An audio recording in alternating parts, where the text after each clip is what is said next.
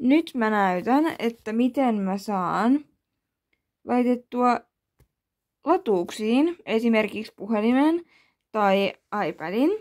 Ja mulla on jatkojohto, jonka mä ostin hetki sitten, ja tää on kyllä todella hyvä, koska ainoa, missä mä tarviin apua, on tämä seinään laittaminen.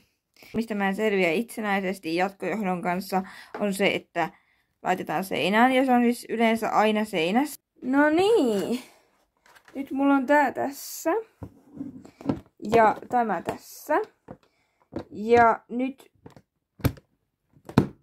tämä pitää vaan työntää tänne. Eli tää pitää olla suorassa tähän nähden. Voinko mä voisin näyttää teille? En voi näyttää, voinko? Näin. Niin tämä pitää olla suorassa. Tähän näin. Pitää olla suorassa, pitää painaa oikein kovaa. Ja sit pois ottaminen on sama asia. Eli mä otan tästä jatkojohdosta kiinni. Vähän tälleen eri tavalla. Mutta normisti mä laitan tän tähän pöytää vasten. Niin kun tää on tässä pöytää vasten. Sitten mä laitan toisen käteni tähän jatkojohdon päälle. Näin. Näkyykö? Näin. Ja sitten mä otan se pois. Eli mä pystyn itse laittamaan lataukseen asioita sen takia, koska mulla on jatkojohto. Mä siis itse ostin tän Glass Oceanilta.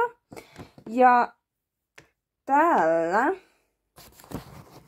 on sitten iPad, johon mä saan kätevästi laitettua johdon, koska se on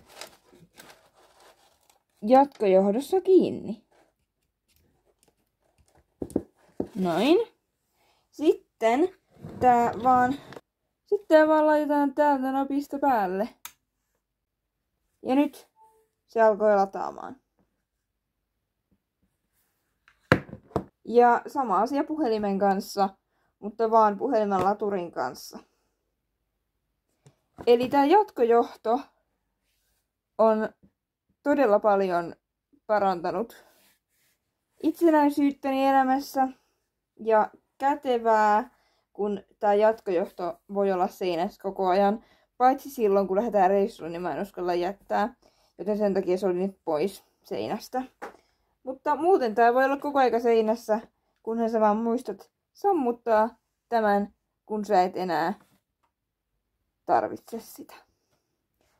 Eli tän saa sitten tästä samasta napista pois päältä.